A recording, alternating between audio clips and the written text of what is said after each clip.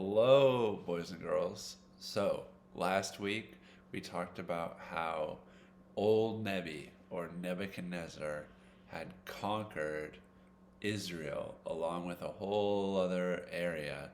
And the nation that he was a part of was the Babylonians, right? The Babylonian Empire and old Nebby.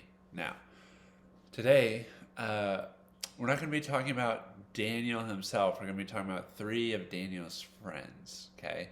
And to start off with, what you need to know is that old Nebi, he was full of himself, right? He loved himself. And he loved himself so much that he had this statue built of him, right? And it was this huge statue. And it was in the middle of the city.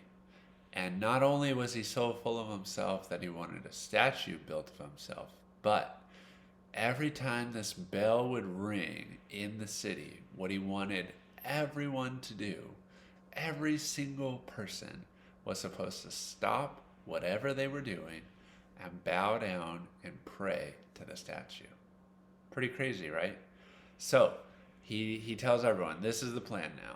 I have the statue. When the bell rings, everyone stops, pray to the statue.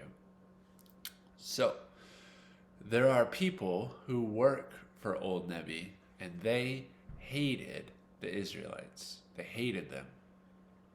And they found out that a few of the Israelites were not praying to the statue because they would only ever pray to the true God. And so then they went and they told old Nebi, they told him, Nebi, these guys over here, they're not praying to your statue. And he got so mad. And he said, what? Don't they know the punishment? And there was a punishment. If you didn't pray to old Nebi's statue, you got thrown into the fiery furnace, right? This big furnace that had a huge fire inside of it. And you would get thrown in if you weren't praying to the statue. And then they said, oh, they know the punishment. So old Nebi had the three men brought before him, and their names were Shadrach, Meshach, and Abednego.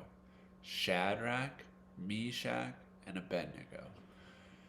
And old Nebi's like, I heard you're not praying to my statue. And they said, we will only ever pray to the true God. We will never pray to you. And old Nebi says, you know I'm going to have to throw you in that furnace. And they said, the God that we pray to, he will deliver us from the furnace. And even if he doesn't, we would never bow down to you. Woo! This made old Nebi even more mad. And you know what he did? He said, crank that furnace up even hotter. And they made that furnace 7 times hotter than it normally was. And so they tied up Shadrach, Meshach, and Abednego, and they throw them in the furnace. But do you know what happens?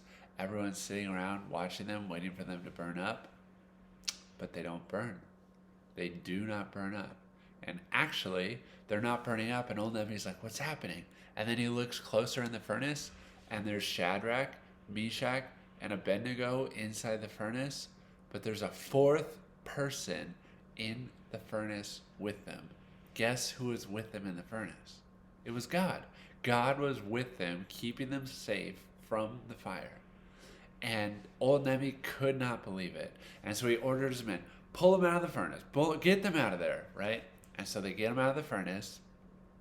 And old Nebi, he actually has a change of heart because he cannot believe what has just happened.